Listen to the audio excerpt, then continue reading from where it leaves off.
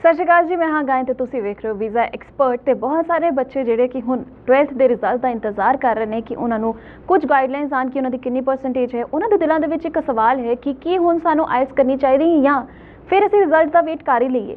जे band साडे घट रहिंदे ने आइल्स दे विच ते साडे लई किहड़े कॉलेजेस रहणगे विदाउट आइल्स की असीं कैनेडा दे विच स्टडी वीज़े ते जा सकते हैं।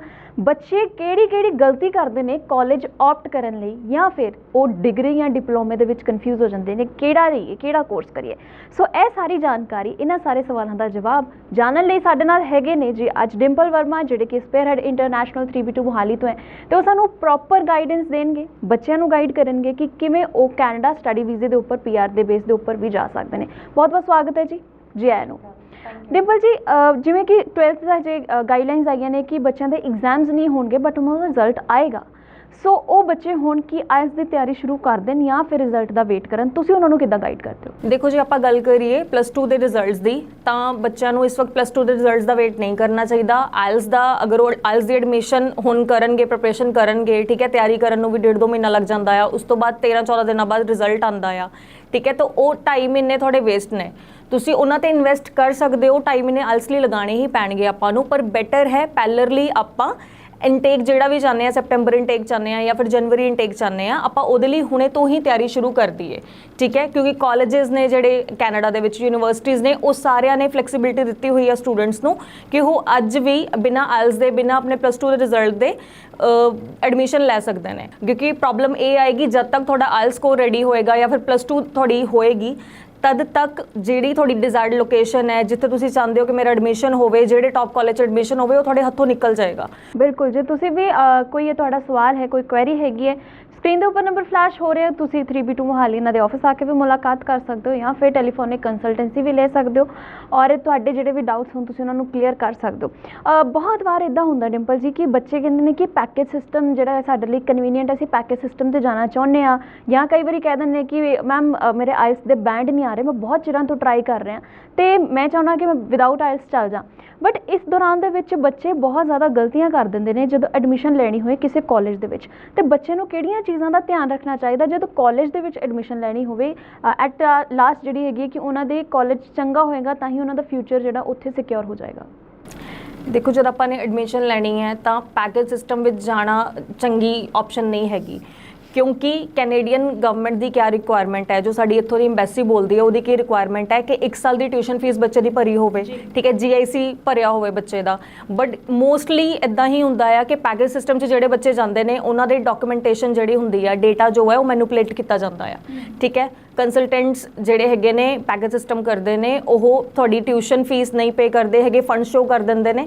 तो जब आप फंड शो करते हैं एम्बैसी नूं, आप सॉलिड प्रूफ नहीं देंगे कि लिटरली मेरे को फंड्स हैगे ने इन्ने तो मैं अफोर्ड कर सकता है कैनेडा की एजुकेशन, तो वो रिजैक्शन के चांसिस थोड़े बहुत ज़्यादा हाई हो जाते हैं।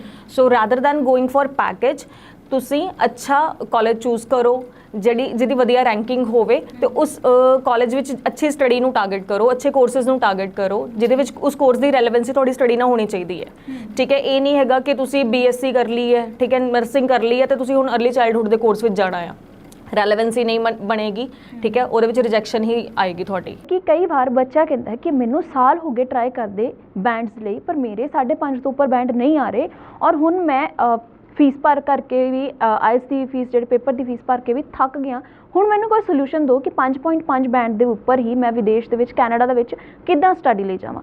सो उन्हां स्टूडेंट्स लिए किहड़े कोर्सेज जिहड़े हैगे तुसीं रिकमेंड करते हो? मैम अगेन यही डिपेंड करता है कि बच्चा जो है, ठीक है, एक विच 5.5 आ गए, अपने 2 विच भी 5.5 आ गए, पर अपने रीजनल एरिया ही टारगेट करना है, ठीक है।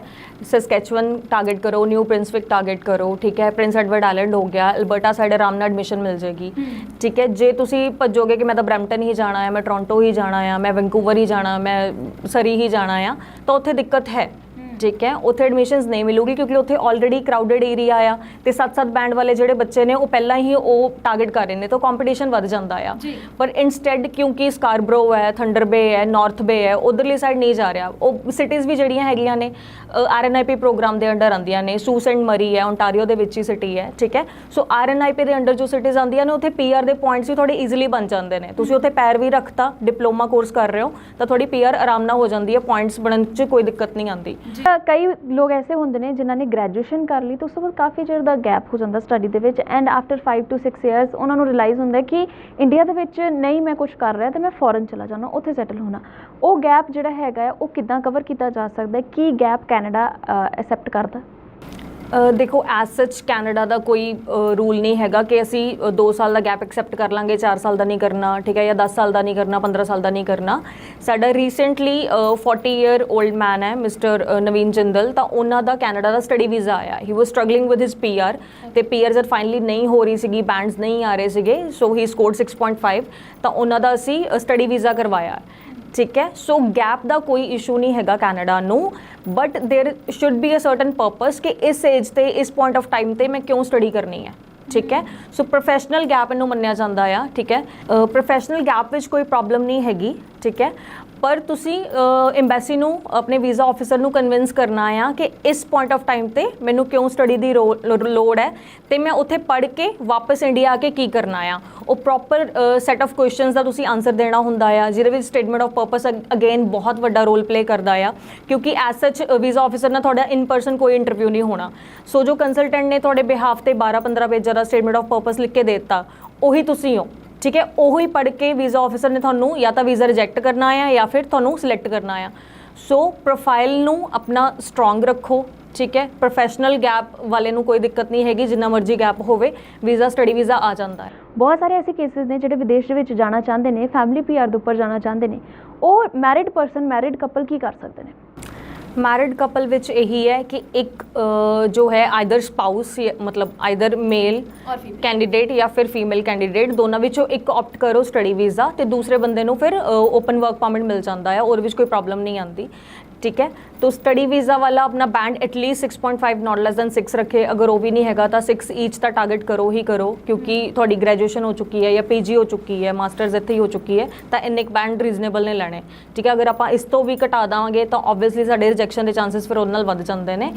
सो चाहे तुसीं मैरिड हो, चाहे तुहाडा जिन्ने मर्जी साल का गैप है, कोई प्रॉब्लम नहीं हैगी। बस सोल पर्पस यही है कि आपाने यही मैंशन करना है कि क्यों इस एज ते, क्यों अपना करियर इत्थे इंडिया विच छड्ड के हुण मैनूं कैनेडा पढ़न दी क्यों लोड़ है, ठीक है। अगर उस क्वेश्चन का तुसीं आंसर दे दिंदे हो या फिर कंसलटेंट तुहाडे बिहाफ ते उन्हां क्वेश्चनस दा सॉलिड तरीके नाल आंसर दे दिंदा आ, तां डेफिनेटली तुहाडा वीज़ा आएगा।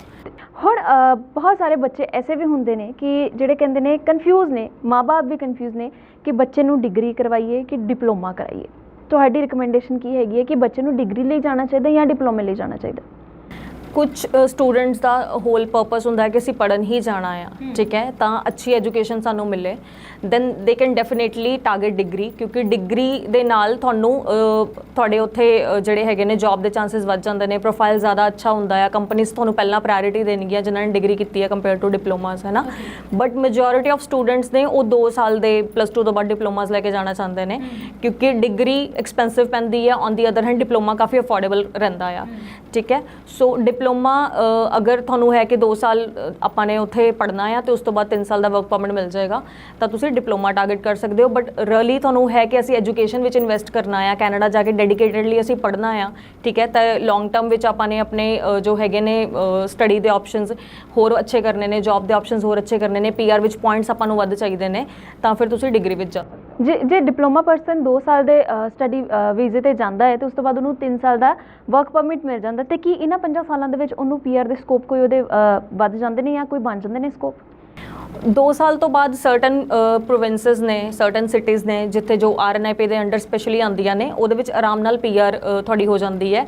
अगर तुसी मेन टोरंटो, वैंकूवर या ब्रैम्पटन वाली साइड की गल करो तो फिर बच्चे 2 साल तो बाद भी अगे कोर्स ऑप्ट करते हैं, ठीक है। सो वर्क एक्सपीरियंस अपना, जे तुसी सेम स्ट्रीम विच रखते हो, जिहड़ी स्टडी तुसी कर रहे हो उसे विच तुसी एक्सपीरियंस रखते हो, तो एक्सपीरियंस दे तुहानू एक्स्ट्रा पॉइंट्स मिल जाते हैं, ठीक है।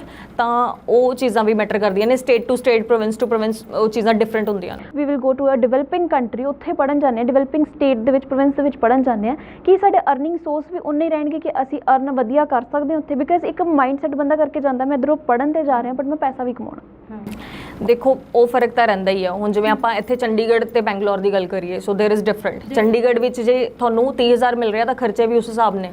ਜੇ ਬੈਂਗਲੌਰ 'ਚ ਤੁਹਾਨੂੰ 60,000 ਮਿਲ ਰਿਹਾ, ਥੋੜੇ ਐਕਸਪੈਂਸਿਵ ਵੀ ਵੱਧ ਜਾਂਦੇ ਨੇ, ਠੀਕ ਹੈ। ਸੇਮ ਗੋਜ਼ ਵਿਦ ਵੈਂਕੂਵਰ ਤੇ ਸਰੀ ਵਿੱਚ ਅਗਰ ਅਕਮੋਡੇਸ਼ਨ ਦੀ ਗੱਲ ਕਰੀਏ ਤਾਂ 1000 ਕੈਨੇਡੀਅਨ ਡਾਲਰ ਵਿੱਚ ਤੁਹਾਡੀ ਅਕਮੋਡੇਸ਼ਨ ਹੋ ਜਾਂਦੀ ਹੈ, ਬਟ ਉਹੀ ਵੈਂਕੂਵਰ ਵਿੱਚ ਡਬਲ ਹੋ ਜਾਂਦਾ ਰੇਟ। ਸੋ ਚਾਹੇ ਤੁਸੀਂ ਘੱਟ ਕਮਾ ਰਹੇ ਹੋ ਰੀਜਨਲ ਏਰੀਆ ਵਿੱਚ, ਠੀਕ ਹੈ, ਡਿਵੈਲਪਮੈਂਟਸ ਹਲੇ ਚੱਲ ਰਹੀਆਂ ਨੇ ਉੱਥੇ, ਬਟ ਤੁਹਾਡੇ ਖਰਚੇ ਵੀ ਘੱਟ ਨੇ ਐਂਡ ਕੰਪੀਟੀਸ਼ਨ ਵੀ ਘੱਟ ਹੈ, ਠੀਕ ਹੈ। ਜੌਬਸ ਉਨੀ ਹੀ ਕੁਆਂਟੀਟੀ ਹੈ ਉੱਥੇ, एम्प्लॉयमेंट रेट काफ़ी अच्छा है कनाडा ਦਾ, ठीक है। और जॉब सिक्योरिटी हाँ, जॉब सिक्योरिटी ज़्यादा है क्योंकि कंपटीशन घट जाता है, ठीक है। तो वो चीज़ भी मैटर करती है। जे अपनी इनकम घट है ਤਾਂ ਖਰਚੇ ਵੀ ਘੱਟ ਨੇ, ਬਟ ਟੋਰਾਂਟੋ ਵੈਂਕੂਵਰ ਵਿੱਚ ਕਿਉਂਕਿ ਉਹ ਮੇਨ ਪ੍ਰਾਈਮ ਸਿਟੀਜ਼ ਨੇ ਤਾਂ ਉੱਥੇ ਆਪਣੇ ਖਰਚੇ ਵੀ ਜ਼ਿਆਦਾ ਹੋ ਜਾਂਦੇ ਨੇ। ਨਿੰਪਲ ਜੀ, ਬਹੁਤ ਜ਼ਿਆਦਾ ਜੇ ਸਟੂਡੈਂਟਸ ਹਰ ਸਾਲ ਲੱਖਾਂ ਦੀ ਤਾਦਾਦ ਦੇ ਵਿੱਚ ਵਿਦੇਸ਼ ਜਾਂਦੇ ਨੇ ਤੇ ਬਹੁਤ ਜ਼ਿਆਦਾ ਕੰਸਲਟੈਂਟਸ ਵੀ ਹੈਗੇ ਨੇ ਜਿਹੜੇ ਆਪਣੇ ਚੰਡੀਗੜ੍ਹ, ਮੋਹਾਲੀ, ਜਲੰਧਰ, ਲੁਧਿਆਣਾ ਰੀਜਨ ਦੀ ਗੱਲ ਕਰੀਏ ਤੇ ਸਪੀਅਰਹੈਡ ਇੰਟਰਨੈਸ਼ਨਲ ਬਾਕੀਆਂ ਤੋਂ ਕਿਵੇਂ ਅਲੱਗ ਹੈ? ਉਹਦਾ ਟਾਰਗੇਟ, ਉਹਦਾ ਫੋਕਸ ਕੀ ਰਹਿੰਦਾ ਹੈ ਕਿ ਜੇ ਸਟੂਡੈਂਟ ਆਇਆ, ਫਿਰ ਜਿਵੇਂ ਤੁਸੀਂ ਮੈਨੂੰ ਕਿਹਾ ਕਿ ਸਾਡਾ ਮੇਨ ਪਰਪਸ ਰਹਿੰਦਾ SOP ਨੂੰ ਇੰਨਾ ਸਟਰੋਂਗ ਕਰਕੇ ਭੇਜੀਏ ਕਿ ਕਿਸੇ ਤਰੀਕੇ ਦੀ ਵੀ ਰਿਫਿਊਜ਼ਲ ਨਾ ਆਵੇ। ਸੋ ਕਿਸ ਤਰੀਕੇ ਨਾਲ ਤੁਹਾਡੀ ਟੀਮ ਕੰਮ ਕਰਦੀ ਹੈ, ਕਿਹੜੇ ਪਰਸਪੈਕਟਿਵ ਦੇ ਉੱਪਰ ਕੰਮ ਕਰਦੀ ਹੈ? ਜੇ ਸਟੂਡੈਂਟ ਤੁਹਾਡੇ ਕੋਲ ਆਇਲਸ ਕਰਨ ਤੋਂ ਵੀ ਪਹਿਲਾਂ ਆਇਆ ਹੈ ਤੇ ਤੁਸੀਂ ਉਹਨੂੰ ਕਿੱਦਾਂ ਗਾਈਡ ਕਰਦੇ ਹੋ? ਦੇਖੋ SOP one of the factor ਹੈ ਜਿਹਦੇ ਬੇਸਿਸ ਤੇ ਆਪਾਂ ਕਹਿੰਦੇ ਆ ਕਿ ਜੋ SOP ਅਗਰ ਸਟਰੋਂਗ ਹੋਵੇ, ਜੋ ਕਿ ਬਹੁਤ ਸਾਰੇ ਕੰਸਲਟੈਂਟਸ ਨਿਗਲੈਕਟ ਕਰ ਦਿੰਦੇ ਨੇ SOP ਦੀ ਪਾਵਰ ਨੂੰ, ਠੀਕ ਹੈ, ਤਾਂ ਉਹ ਵਨ ਆਫ ਦਾ ਫੈਕਟਰ ਹੈ। ਬਟ ਉਸ ਤੋਂ ਇਲਾਵਾ ਫਾਈਲਿੰਗ ਹਿਊਜ ਰੋਲ ਪਲੇ ਕਰਦੀ ਹੈ, ਠੀਕ ਹੈ। ਚੈੱਕਲਿਸਟ ਜੋ ਕੈਨੇਡਾ ਦੀ ਕਹਿੰਦੀ ਹੈ ਉਹ ਮਿਨੀਮਮ ਡਾਕੂਮੈਂਟਸ ਦੇ ਰਿਲੇਟਡ ਹੈ ਕਿ ਬਸ ਇਹ ਡਾਕੂਮੈਂਟ ਸਾਨੂੰ ਮੋਟਾ ਬੱਚੇ ਦਾ ਤੇ ਬੱਚੇ ਦੇ ਗਾਰਡੀਅਨਸ ਦਾ ਚਾਹੀਦਾ ਹੈ, ਠੀਕ ਹੈ। ਬਟ ਜੋ ਸਪਿਰਿਟ ਦੀ ਟੀਮ ਬਿਲੀਵ ਕਰਦੀ ਹੈ ਕਿ ਮੈਕਸਿਮਮ ਫਾਈਲਿੰਗ ਦੇ ਵਿੱਚ ਕਿਸੇ ਵੀ ਤਰੀਕੇ ਨਾਲ ਬੱਚੇ ਦਾ ਪ੍ਰੋਫਾਈਲ ਸਟਰੋਂਗ ਹੋ ਸਕੇ, ਠੀਕ ਹੈ। ਉਹਨੇ 6 ਮਹੀਨੇ ਜੌਬ ਕੀਤੀ ਹੈ, ਸਾਲ ਕਿਤੇ ਜੌਬ ਕੀਤੀ ਹੈ, ਉਹਦੇ ITRs ਬੱਚੇ ਦੇ ਫਿਲ ਹੋਣ, ਉਹਨਾਂ ਦੇ ਪੇਰੈਂਟਸ ਦੇ ITRs ਫਿਲ ਹੋਣ, ਠੀਕ ਹੈ, ਤਾਂ ਕਿ ਬੱਚੇ ਦਾ ਪ੍ਰੋਫਾਈਲ ਸਟਰੋਂਗ ਹੋਵੇ। ਕੋਈ ਵੋਲੰਟਰੀਲੀ ਤੁਸੀਂ ਕੰਮ ਕੀਤਾ ਆ ਕਿਸੇ ਸੰਸਥਾ ਦੇ ਨਾਲ, ਉਹ ਚੀਜ਼ ਸ਼ੋ ਕਰੀਏ ਆਪਾਂ। ਤੇ ਜਿਸ ਕੋਰਸ ਨੂੰ ਆਪਾਂ ਲੈ ਰਹੇ ਹਾਂ ਉਹਦੇ ਵਿੱਚ ਬੱਚਾ ਸਪੈਸ਼ਲੀ ਮਤਲਬ ਪੈਸ਼ਨੇਟ ਹੈ, ਉਹ ਚੀਜ਼ ਆਪਾਂ ਦਿਖਾ ਸਕੀਏ, ਠੀਕ ਹੈ। ਤਾਂ ਫਿਰ ਜਿਹੜੇ ਹੈਗੇ ਨੇ ਰਿਜੈਕਸ਼ਨ ਦੇ ਚਾਂਸਸ ਆਪਣੇ 0 ਹੋ ਜਾਂਦੇ ਨੇ ਤੇ ਵੀਜ਼ਾ ਦੇ ਚਾਂਸਸ ਆਪਣੇ 100% ਦੇ ਨੀਅਰ ਅਬਾਊਟ ਹੋ ਜਾਂਦੇ ਨੇ। ਅਸੀਂ ਸੈਲਿੰਗ ਵਿੱਚ ਬਿਲੀਵ ਨਹੀਂ ਕਰਦੇ, ਅਸੀਂ ਕੰਸਲਟਿੰਗ ਵਿੱਚ ਬਿਲੀਵ ਕਰਦੇ ਹਾਂ। ਸੋ ਹਰ ਚੀਜ਼ ਦੀ ਪ੍ਰੋਜ਼ ਐਂਡ ਕੌਨਸ ਬੱਚੇ ਨੂੰ ਦੱਸਿਆ ਜਾਂਦਾ, ਬੈਨੀਫਿਟ ਦੱਸਿਆ ਜਾਂਦਾ ਆ, ਠੀਕ ਹੈ, ਤਾਂ ਕਿ ਬੱਚਾ ਖੁਦ ਡਿਸੀਜਨ ਲੈ ਸਕੇ। ਜੇ ਆਪਾਂ ਅੱਖਾਂ ਬੰਦ ਕਰਕੇ ਸਾਰਾ ਕੁਝ ਕੰਸਲਟੈਂਟ ਤੇ ਛੱਡ ਦਿੰਦੇ ਆ ਕਿ ਅਸੀਂ ਤਾਂ ਜੀ ਕੈਨੇਡਾ ਪਹੁੰਚਣਾ ਆ, ਜਿੱਦਾਂ ਮਰਜ਼ੀ ਪਹੁੰਚਾ ਦਿਓ, ਜਿਹੜਾ ਮਰਜ਼ੀ ਕੋਰਸ ਹੋਵੇ, ਠੀਕ ਹੈ, ਤਾਂ ਉੱਥੇ ਧੋਖਾ ਖਾਣ ਵਾਲੀ ਗੱਲ ਹੁੰਦੀ ਹੈ। ਬਹੁਤ ਸਾਰੇ ਸਟੂਡੈਂਟਸ ਆਉਂਦੇ ਨੇ ਮੇਰੇ ਕੋਲ ਰਿਜੈਕਸ਼ਨ ਲੈ ਕੇ, ਬਹੁਤ ਬੇਵਕੂਫੀਆਂ ਕੀਤੀਆਂ ਹੁੰਦੀਆਂ ਨੇ ਫਾਈਲਿੰਗ ਦੇ ਵਿੱਚ, ਔਰ ਬੱਚੇ ਨੂੰ ਕੁਝ ਨਹੀਂ ਪਤਾ ਹੁੰਦਾ ਉਹਦੀ SOP 'ਚ ਕੀ ਲਿਖਿਆ ਆ, ਉਹਦੇ ਡਾਕੂਮੈਂਟੇਸ਼ਨ ਕੀ ਲੱਗੇ ਨੇ, ਠੀਕ ਹੈ, ਤਾਂ ਉੱਥੇ ਧੋਖਾ ਖਾਂਦਾ ਹੈ ਬੱਚਾ। ਬਟ ਅਗਰ ਤੁਸੀਂ ਖੁਦ ਅਵੇਅਰ ਹੋਵੋ, R&D ਕੀਤੀ ਹੋਵੇ ਕਿ ਜਿੱਥੇ ਮੈਨੂੰ ਕੰਸਲਟੈਂਟ ਭੇਜਦਾ ਪਿਆ ਆ ਉਹ ਕਿਹੜੀ ਜਗ੍ਹਾ ਆ, ਕਿਹੜਾ ਕਾਲਜ ਹੈ, ਕਿੱਥੇ ਜਾ ਰਿਹਾ ਮੈਂ, ਕੱਲ੍ਹ ਨੂੰ ਮੇਰਾ ਕੀ ਫਿਊਚਰ ਹੋਊਗਾ, ਉਹ ਚੀਜ਼ਾਂ ਤੁਸੀਂ ਡਿਸਕਸ ਕਰੋ, ਠੀਕ ਹੈ, ਤਸੱਲੀ ਨਾਲ ਬੈਠ ਕੇ। ਐਂਡ ਸਟੇਟਮੈਂਟ ਆਫ ਪਰਪਸ ਆਪਣਾ ਖੁਦ ਪੜ੍ਹੋ ਕਿ ਮੇਰੇ ਬਿਹਾਫ ਤੇ ਐਮਬੈਸੀ ਨੂੰ ਲਿਖਿਆ ਕੀ ਜਾ ਰਿਹਾ ਆ, ਤਾਂ ਕੱਲ੍ਹ ਨੂੰ ਰਿਜੈਕਸ਼ਨ ਨਹੀਂ ਆਊਗੀ ਜੇ ਤੁਸੀਂ ਖੁਦ ਅਵੇਅਰ ਹੋ। ਅਗਰ ਸਟੂਡੈਂਟਸ ਖੁਦ ਅਵੇਅਰ ਹੋਣ, ਠੀਕ ਹੈ, ਉਹ ਬਸ ਜ਼ਿਆਦਾ ਹਾਈ ਬ੍ਰਾਂਡਸ ਦੇਖ ਲੈਣਗੇ, ਨਾਮ ਬੜੇ ਦਰਸ਼ਨ ਛੋਟੇ, ਠੀਕ ਹੈ, ਉਹ ਚੀਜ਼ਾਂ ਦੇਖ ਲੈਂਦੇ ਨੇ, ਠੀਕ ਹੈ, ਜਾਂ ਫਿਰ ਰਿਵਿਊਜ਼ ਆਨਲਾਈਨ ਪੜ੍ਹ ਲਏ 2-4 ਤੇ ਫਲਾਣੇ ਨੇ ਮੈਨੂੰ ਰੈਫਰੈਂਸ ਦਿੱਤਾ, ਟਮਕਾਨੇ ਨੇ ਰੈਫਰੈਂਸ ਦਿੱਤਾ, ਇੱਥੇ ਵੀਜ਼ਾ ਆ ਜਾਊਗਾ, ਠੀਕ ਹੈ, ਇੱਥੇ ਇਹਨਾਂ ਨੇ ਪੈਕੇਜ ਸਿਸਟਮ ਕਰਤਾ, ਇਹਦਾ ਵੀਜ਼ਾ ਆ ਗਿਆ, ਠੀਕ ਹੈ। ਅਰਲੀ ਚਾਈਲਡਹੁੱਡ ਵਿੱਚ ਮੁੰਡੇ ਅਪਲਾਈ ਕਰ ਦਿੰਦੇ ਨੇ, ਜਦਕਿ ਅਰਲੀ ਚਾਈਲਡਹੁੱਡ ਮੁੰਡਿਆਂ ਲਈ ਕੋਰਸ ਹੀ ਨਹੀਂ ਹੈਗਾ। ਜੇ ਤੁਸੀਂ ਉਹ ਚੀਜ਼ਾਂ ਗਲਤੀਆਂ ਕਰੋਗੇ, ਠੀਕ ਹੈ, 100 ਵਿੱਚੋਂ ਅਰਲੀ ਚਾਈਲਡਹੁੱਡ ਵਿੱਚ ਕਿਸੇ ਮੁੰਡੇ ਨੇ ਅਪਲਾਈ ਕਰਤਾ, ਇੱਕ ਦਾ ਵੀਜ਼ਾ ਆ ਗਿਆ, ਪਰ ਉਹਨੂੰ ਦੇਖ ਕੇ 5 ਉਹਦੇ ਦੋਸਤ ਹੋਰ ਕਹਿ ਦਿੰਦੇ ਨੇ ਮੈਡੀਕਲ ਲਾਈਨ 'ਚ ਨਹੀਂ ਮੈਂ ਜਾਣਾ, ਮੈਂ ਤਾਂ ਇੱਧਰ ਅਰਲੀ ਚਾਈਲਡਹੁੱਡ 'ਚ ਜਾਣਾ ਆ, ਠੀਕ ਹੈ, ਤਾਂ ਉੱਥੇ ਪ੍ਰੋਫਾਈਲ ਖਰਾਬ ਹੋ ਜਾਂਦਾ ਆ। ਤੁਸੀਂ ਕੋਰਸ ਬਾਰੇ ਦੇਖੋ ਕਿ ਕੋਰਸ ਦਾ ਸਿਲੇਬਸ ਦੇਖੋ ਕਿ ਉਹਦੇ ਅੰਦਰ ਕੀ ਹੈ, ਤੁਹਾਨੂੰ ਸਬਜੈਕਟਸ ਕੀ ਮਿਲਦੇ ਪਏ ਨੇ, ਉਹ ਰੈਲੇਵੈਂਟ ਹੈਗੇ ਨੇ ਕਿ ਨਹੀਂ ਹੈਗੇ। ਤਾਂ ਬੱਚੇ ਨੂੰ ਅੱਜ ਦੀ ਡੇਟ ਵਿੱਚ ਬਹੁਤ ਜ਼ਿਆਦਾ ਇਹਦੇ ਵਿੱਚ ਇੰਡਲਜ ਹੋਣ ਦੀ ਜ਼ਰੂਰਤ ਹੈ ਕਿਉਂਕਿ ਪੇਰੈਂਟਸ ਇੰਨਾ ਇੰਟਰਫੇਅਰ ਨਹੀਂ ਕਰਦੇ। ਬੱਚੇ ਜਗ੍ਹਾ ਜਗ੍ਹਾ ਘੁੰਮਦੇ ਨੇ, ਸਾਡੇ ਕੋਲ ਸਟੂਡੈਂਟਸ ਆਉਂਦੇ ਨੇ, ਠੀਕ ਹੈ, ਨਾਲ ਪੇਰੈਂਟਸ ਨਹੀਂ ਆਉਂਦੇ ਉਹਨਾਂ ਦੇ, ਠੀਕ ਹੈ। ਸੋ ਬੱਚੇ ਬਸ ਦੇਖ ਕੇ ਥੋੜਾ ਬਹੁਤ ਕਿ ਹਾਂ ਕੰਸਲਟੈਂਟ ਕਿੱਦਾਂ ਦਾ ਨਹੀਂ, ਖੁਦ ਹੀ ਜਜਮੈਂਟ ਕਰਦੇ ਨੇ, ਉਹ ਡਿਟੇਲ ਵਿੱਚ ਡੈਪਥ ਵਿੱਚ ਨਹੀਂ ਜਾਂਦੇ ਕਿ ਸਾਨੂੰ ਮਿਲ ਕੀ ਰਿਹਾ ਆ। ਬਟ ਸਮਹਾਓ ਮੈਨੂੰ ਲੱਗਦਾ ਹੈ ਕਿ ਅੱਜ ਫਿਰ ਵੀ ਕਿਤੇ ਨਾ ਕਿਤੇ ਹੁਣ ਬੱਚੇ ਅਵੇਅਰ ਹੋਣਾ ਸ਼ੁਰੂ ਹੋ ਗਏ ਨੇ, ਬਿਕਾਜ਼ ਤੁਸੀਂ ਜਦ ਕੰਸਲਟੈਂਟਸ ਸੋਚ ਕੇ ਆਉਂਦੇ ਹੋ ਗਾਈਡ ਕਰਨ ਲਈ ਕਿ ਬੱਚਿਆਂ ਨੂੰ ਕਿਸੇ TV ਦੇ ਮਾਧਿਅਮ ਦੇ ਨਾਲ ਬੱਚਿਆਂ ਨੂੰ ਗਾਈਡ ਕਰਨਾ ਨਾ, ਕਿਤੇ ਨਾ ਕਿਤੇ ਅਵੇਅਰ ਨੇ। ਅੱਜ ਹਰ ਜਿਹੜਾ ਵੀ ਬੱਚਾ +2 ਕਰ ਰਿਹਾ ਨੇ ਉਹਨੂੰ ਪਤਾ ਹੈ ਕਿ ਜੇ ਮੈਂ ਕੈਨੇਡਾ ਪੜ੍ਹਨ ਜਾਣਾ ਨਾ ਤੇ ਮੈਨੂੰ ਇੰਨੇ ਬੈਂਡ ਚਾਹੀਦੇ ਨੇ। ਮੈਂ ਇੱਕ ਜਿਹੜਾ ਸਵਾਲ ਇਹ ਸਾਰੀ ਜਿਹੜੀ ਜੋੜਿਆ ਹੈ ਇਸ ਪੁੱਛਣਾ ਚਾਹੁੰਦੀ ਹਾਂ ਕਿ ਜਦ ਇੱਕ ਬੱਚੇ ਨੇ ਮਾਈਂਡ ਬਣਾ ਲਿਆ ਕਿ ਮੈਂ ਕੈਨੇਡਾ ਜਾਣਾ, ਕਿ ਬੱਚੇ ਨੂੰ ਆਇਲਸ ਕਰਕੇ ਬੈਂਡ ਲੈ ਕੇ ਕੰਸਲਟੈਂਟ ਕੋਲ ਜਾਣਾ ਚਾਹੀਦਾ, ਜਾਂ ਫਿਰ ਜਦ ਉਹਨੇ ਸੋਚਿਆ ਕਿ ਮੈਂ ਵਿਦੇਸ਼ ਜਾਣਾ ਪਹਿਲਾਂ ਕੰਸਲਟੈਂਟ ਕੋਲ ਜਾਏ, ਉਹਦੇ ਕੋਲ ਆਪਣੀ ਕਾਉਂਸਲਿੰਗ ਕਰਾਏ, ਫਿਰ ਆਇਲਸ ਕਰੇ? ਤੁਸੀਂ ਕੀ ਸੁਝਾਅ ਦਿੰਦੇ ਹੋ? ਆਈਲੈਟਸ ਤੋਂ ਬਗੈਰ ਵੀ ਹੋਰ ਤਰੀਕੇ ਹੁੰਦੇ ਨੇ, ਠੀਕ ਹੈ। ਆਈਲੈਟਸ ਕਰਨਾ ਜ਼ਰੂਰੀ ਹੈ। ਆਈਲੈਟਸ ਦੇ ਬੇਸ ਤੇ ਹੀ ਐਮਬੈਸੀ ਨੇ ਤੁਹਾਨੂੰ ਫਾਈਲ ਲੌਜਿੰਗ ਦੇ ਟਾਈਮ ਐਮਬੈਸੀ ਨੇ ਆਇਲਸ ਹੀ ਦੇਖਣੀ ਆ ਤੁਹਾਡੀ। ਆਇਲਸ ਦਾ ਬੈਂਡ ਸਕੋਰ ਬਹੁਤ ਜ਼ਿਆਦਾ ਮਾਇਨੇ ਰੱਖਦਾ ਆ। ਬਟ ਪੈਲਰਲੀ ਆਇਲਸ ਵੀ ਤੁਸੀਂ ਕਰ ਸਕਦੇ ਹੋ ਤੇ ਨਾਲ ਨਾਲ ਕੰਡੀਸ਼ਨਲ ਆਫਰ ਲੈਟਰਸ ਨੇ, ਤੁਸੀਂ ਹੁਣ ਵੀ ਅੱਜ ਵੀ ਅਪਲਾਈ ਕਰ ਸਕਦੇ ਹੋ। If you want September intake, January intake, ਤੁਸੀਂ ਬਿਨਾਂ ਆਇਲਸ ਦੇ ਅੱਜ ਵੀ ਅਪਲਾਈ ਕਰ ਸਕਦੇ ਹੋ। ਮਤਲਬ ਇਹਦਾ ਮਤਲਬ ਇਹੀ ਹੈ ਕਿ ਜੇ ਤੁਸੀਂ ਪਹਿਲਾਂ ਕੰਸਲਟੈਂਟ ਨੂੰ ਤੁਸੀਂ ਕੰਸਲਟ ਕਰ ਲਿਆ, ਪੁੱਛ ਲਿਆ ਕਿ ਬਈ ਮੈਂ ਆਇਲਸ ਤੋਂ ਬਗੈਰ ਜਾ ਸਕਦਾ ਹਾਂ ਕਿ ਨਹੀਂ ਜਾ ਸਕਦਾ, ਤਾਂ ਤੁਹਾਨੂੰ ਵੇ ਆਊਟ ਮਿਲ ਜੂਗਾ। ਬਟ ਤੁਹਾਡੇ ਕੋਲ ਲਿਮਿਟਡ ਨੌਲੇਜ ਹੈ, ਤੁਸੀਂ ਉਸ ਨੌਲੇਜ ਦੇ ਅਕੋਰਡਿੰਗਲੀ ਆਪਣਾ ਟਾਈਮ ਵੇਸਟ ਕਰਦੇ ਜਾਂਦੇ ਹੋ। ਹੁਣ ਆਇਲਸ ਨੂੰ 2 ਮਹੀਨੇ ਲੱਗ ਗਏ, 4 ਮਹੀਨੇ ਲੱਗ ਗਏ, 5 ਮਹੀਨੇ ਆ ਗਏ, ਫਿਰ ਤੁਸੀਂ ਕਹਿੰਦੇ ਹੋ ਕਿ ਮੈਂ ਹੁਣ ਜਨਵਰੀ ਇਨਟੇਕ 'ਚ ਜਾਣਾ ਹੈ, ਮੈਂ ਸੈਪਟੈਂਬਰ ਇਨਟੇਕ 'ਚ ਜਾਣਾ, ਪਰ ਟਾਈਮ ਓਵਰ ਹੋ ਚੁੱਕਾ ਆ। ਕਿਉਂਕਿ ਸੈਪਟੈਂਬਰ ਲਈ ਫੋਰ ਐਗਜ਼ਾਮਪਲ ਜੋ ਐਮਬੈਸੀ ਨੇ ਡੇਟ ਦਿੱਤੀ ਸੀਗੀ, ਫਾਈਲ ਲੌਜ ਤੁਹਾਡੀ 15th ਆਫ ਮਈ ਤੱਕ ਅਗਰ ਹੋ ਚੁੱਕੀ ਹੈ ਤਾਂ ਐਮਬੈਸੀ ਨੇ ਕਿਹਾ ਸੀ 6 ਅਗਸਤ ਤੱਕ ਰਿਜ਼ਲਟ ਆ ਜਾਊਗਾ। ਠੀਕ ਹੈ। ਅੱਜ ਵੀ ਸਾਡੇ ਕੋਲ ਕਾਲਸ ਆਉਂਦੇ ਨੇ ਸਟੂਡੈਂਟਸ ਦੇ, ਉਹ ਕਹਿੰਦੇ ਨੇ ਕਿ ਸੈਪਟੈਂਬਰ ਇਨਟੇਕ ਅਸੀਂ ਹੁਣ ਕਰਨਾ, ਪਰ ਸਾਡੀ ਆਇਲਸ ਨਹੀਂ ਹੋਈ। ਉਹ ਚੀਜ਼ ਪੋਸੀਬਲ ਹੀ ਨਹੀਂ ਹੈਗੀ, ਕਿਉਂਕਿ ਪ੍ਰੋਸੈਸਿੰਗ ਟਾਈਮ ਐਮਬੈਸੀ ਦੀ ਫਾਈਲਿੰਗ ਦਾ ਹੁਣ ਵੱਧ ਚੁੱਕਾ ਆ। ਬੱਚਿਆਂ ਦੇ 3-3 ਦਿਨਾਂ ਵਿੱਚ, ਹਫਤੇ ਦੇ ਵਿੱਚ, 15 ਦਿਨ ਦੇ ਵਿੱਚ ਵੀ ਰਿਜ਼ਲਟ ਆ ਜਾਂਦਾ ਸੀ ਐਮਬੈਸੀ ਤੋਂ ਕਿ ਵੀਜ਼ਾ ਤੁਹਾਡਾ ਅਪਰੂਵਡ ਹੈ ਜਾਂ ਰਿਜੈਕਟਡ ਹੈ। ਹੁਣ ਐਮਬੈਸੀ ਨੇ ਆਫੀਸ਼ੀਅਲੀ ਟਾਈਮ ਜੋ ਕਰਤਾ ਹੈ ਉਹ 3.5 ਤੋਂ 4 ਮਹੀਨੇ ਦਾ ਕਰਤਾ ਆ। ਸੋ ਜਦ ਐਮਬੈਸੀ ਇਹਨਾਂ ਟਾਈਮ ਲੈ ਰਹੀ ਹੈ ਤਾਂ ਇਹ ਪ੍ਰਾਈਮ ਟਾਈਮ ਹੈ ਤੁਹਾਡੇ ਲਈ ਕਿ ਤੁਸੀਂ ਆਪਣੀ ਜੋ ਪ੍ਰੋਸੈਸਿੰਗ ਹੈ ਅੱਜ ਤੋਂ ਹੀ ਸ਼ੁਰੂ ਕਰੋ। ਕਾਲਜਸ ਨੂੰ ਅੱਜ ਤੋਂ ਹੀ ਅਪਰੋਚ ਕਰੋ, ਬਿਨਾਂ ਆਇਲਸ ਦੇ ਅਪਰੋਚ ਕਰੋ, ਬਿਨਾਂ +2 ਦੇ ਅਪਰੋਚ ਕਰੋ। ਠੀਕ ਹੈ। +2 ਦਾ ਰਿਜ਼ਲਟ ਹਲੇ ਅਵੇਟਡ ਹੈ ਤਾਂ ਵੀ ਤੁਸੀਂ ਅਪਰੋਚ ਕਰ ਸਕਦੇ ਹੋ, ਉਹਦੇ 'ਚ ਕੋਈ ਪ੍ਰੋਬਲਮ ਨਹੀਂ ਹੈਗੀ। ਬਟ ਆਪਾਂ ਜਦ ਲਿਮਿਟਡ ਰੱਖਦੇ ਹਾਂ ਨੌਲੇਜ ਤੇ ਆਪਾਂ ਖੁਦ ਹੀ ਸੋਚਦੇ ਰਹਿੰਦੇ ਹਾਂ ਕਿ ਆਇਲਸ ਤੋਂ ਬਗੈਰ ਤਾਂ ਕੁਝ ਹੋਣਾ ਹੀ ਨਹੀਂ ਹੈਗਾ, ਮੈਂ ਘਰੇ ਬੈਠ ਕੇ ਆਇਲਸ ਦੀ ਤਿਆਰੀ ਕਰ ਲੈਣਾ ਹੈ, ਮੇਰੇ ਕੋਲ ਮਟੀਰੀਅਲ ਆਨਲਾਈਨ ਪਿਆ ਆ, ਉਹ ਚੀਜ਼ ਦਿੱਕਤ ਕਰਦੀ ਹੈ। ਕਿਉਂਕਿ ਆਨਲਾਈਨ ਮਟੀਰੀਅਲ ਆਇਲਸ ਦੇ ਲੈਵਲ ਦਾ ਨਹੀਂ ਹੁੰਦਾ। ਤੁਸੀਂ ਕਿਸੇ ਇੰਸਟੀਟਿਊਟ ਨੂੰ ਜਾਂ ਕਿਸੇ ਕੰਸਲਟੈਂਟ ਨੂੰ ਅਪਰੋਚ ਨਹੀਂ ਕੀਤਾ ਤਾਂ ਤੁਸੀਂ ਘਰੇ ਬੈਠੇ ਆਪਣਾ ਟਾਈਮ ਵੇਸਟ ਹੀ ਕਰ ਲਿਆ। ਬੱਚਿਆਂ ਦਾ ਰਿਫਿਊਜ਼ਲ ਆਇਆ ਹੁਣੇ, ਉਹ ਬੱਚੇ ਹੁਣ ਮੁੜ ਕੇ ਜਿਹੜੇ ਕੈਨੇਡਾ ਲਈ ਅਪਲਾਈ ਕਰ ਸਕਦੇ ਨੇ, ਕਿ ਉਹਨਾਂ ਨੂੰ ਕੋਈ ਦਿੱਕਤ ਆਊਗੀ ਜਾਂ ਫਿਰ ਉਹਨਾਂ ਲਈ ਸਮੂਥਲੀ ਹੀ ਸਭ ਕੁਝ ਠੀਕ ਹੋ ਜਾਏਗਾ? ਆਪਾਂ ਨੂੰ ਬਿਮਾਰੀ ਜਦ ਕੋਈ ਹੈ ਤਾਂ ਉਹਦੇ ਲਈ ਡਾਕਟਰ ਕੀ ਕਹਿੰਦਾ ਹੈ, ਪਹਿਲਾਂ ਟੈਸਟਿੰਗ ਕਰਵਾਓ, ਟੈਸਟ ਕਰਾਓ ਕਿ ਇਹ ਦਿੱਕਤ ਕਿਉਂ ਆ ਰਹੀ ਹੈ, ਕਿਉਂ ਬਿਮਾਰੀ ਇਹ ਬਣ ਰਹੀ ਹੈ ਤੁਹਾਡੀ। ਇਸੇ ਲਈ ਜਿਨ੍ਹਾਂ ਦੀ ਰਿਫਿਊਜ਼ਲ ਆਈ ਹੈ ਉਹਦਾ ਰੀਜ਼ਨ ਪਹਿਲਾਂ ਪਤਾ ਕਰਨਾ ਪਏਗਾ ਕਿ ਉਸ ਰਿਫਿਊਜ਼ਲ ਦਾ ਰੀਜ਼ਨ ਕੀ ਹੈ। ਸੋ ਉਹਦੇ ਲਈ ਕੇਪਸ ਨੋਟ ਹੁੰਦੇ ਨੇ, ਕੇਪਸ ਨੋਟ ਅਪਲਾਈ ਕਰਨੇ ਪੈਣਗੇ। ਪਹਿਲਾਂ ਐਕਚੁਅਲ 'ਚ ਰੀਜ਼ਨ ਸਮਝੀਏ ਕਿ ਆਪਾਂ ਨੂੰ ਐਮਬੈਸੀ ਨੇ ਰਿਜੈਕਟ ਕਿਉਂ ਕੀਤਾ ਆ, ਕਿਉਂ ਸਾਡਾ ਵੀਜ਼ਾ ਰਿਜੈਕਟ ਹੋ ਗਿਆ। ਜੇ ਆਪਾਂ ਨੇ ਰੀਜ਼ਨ ਸਮਝ ਲਿਆ ਤਾਂ ਅੱਧੀ ਬਿਮਾਰੀ ਦੂਰ ਹੈ, ਸਹੀ ਦਵਾ ਲੈ ਲਾਂਗੇ ਆਪਾਂ। ਠੀਕ ਹੈ। ਸੋ ਇਸੇ ਲਈ ਪਹਿਲਾਂ ਕੇਪਸ ਨੋਟ ਅਪਲਾਈ ਕਰੋ, ਆਪਣਾ ਰਿਫਿਊਜ਼ਲ ਦਾ ਰੀਜ਼ਨ ਸਮਝੋ, ਕੰਸਲਟੈਂਟ ਨੂੰ ਤੋਂ ਐਡਵਾਈਸ ਲਓ ਕਿ ਮੈਂ ਕੀ ਅੱਗੇ ਕਰਾਂ, ਕਿਉਂਕਿ ਕੇਪਸ ਨੋਟ ਆਉਣ ਵਿੱਚ ਵੀ 1-1.5 ਮਹੀਨਾ 2 ਮਹੀਨੇ ਲੱਗ ਜਾਂਦੇ ਨੇ। ਤਾਂ ਉਹ ਚੀਜ਼ ਸਮਝ ਕੇ ਫਿਰ ਆਪਾਂ ਅੱਗੇ ਪ੍ਰੋਸੀਡ ਕਰ ਸਕਦੇ ਹਾਂ। ਸੋ ਜਿਹਦੀ ਵੀ ਰਿਫਿਊਜ਼ਲ ਹੈ ਕੋਈ ਦਿੱਕਤ ਨਹੀਂ ਹੈਗੀ, ਆਰਾਮ ਨਾਲ ਨੈਕਸਟ ਇਨਟੇਕ ਦਾ ਵੀਜ਼ਾ ਆ ਜਾਂਦਾ ਹੈ। ਜੀ ਬਹੁਤ ਬਹੁਤ ਸ਼ੁਕਰੀਆ ਡਿੰਪਲ ਜੀ ਦਰਸ਼ਕਾਂ ਨੂੰ ਇੰਨੀ ਜਾਣਕਾਰੀ ਦੇਣ ਲਈ। ਔਰ ਇਹ ਸਾਰੀ ਇਨਫੋਰਮੇਸ਼ਨ ਜਿਹੜੀ ਹੈ ਬਹੁਤ ਜ਼ਿਆਦਾ ਜ਼ਰੂਰੀ ਸੀਗੀ, ਬਿਕਾਜ਼ ਬਹੁਤ ਜ਼ਿਆਦਾ ਸਟੂਡੈਂਟਸ ਜਿਹੜੇ ਹੁਣ ਲਾਈਨ ਦੇ ਵਿੱਚ ਲੱਗੇ ਨੇ ਕਿ ਹਾਂ ਕੈਨੇਡਾ ਜਾਣਾ, ਕਿੱਦਾਂ ਜਾਣਾ, ਬਹੁਤ ਸਾਰੇ ਸਵਾਲ ਸੀਗੇ। ਸੋ ਤੁਹਾਡਾ ਕੋਈ ਵੀ ਸਵਾਲ ਹੋਵੇ ਤਾਂ ਤੁਸੀਂ ਸਕਰੀਨ ਦੇ ਉੱਪਰ ਨੰਬਰ ਫਲੈਸ਼ ਹੋ ਰਿਹਾ, ਤੁਸੀਂ ਸਪੇਅਰਹੈਡ ਇੰਟਰਨੈਸ਼ਨਲ 3B2 ਮੋਹਾਲੀ ਵਿਜ਼ਿਟ ਕਰ ਸਕਦੇ ਹੋ ਜਾਂ ਡਿੰਪਲ ਜੀ ਨਾਲ ਟੈਲੀਫੋਨਿਕ ਕੰਸਲਟੈਂਸੀ ਦੇ ਥਰੂ ਜੁੜ ਸਕਦੇ ਹੋ।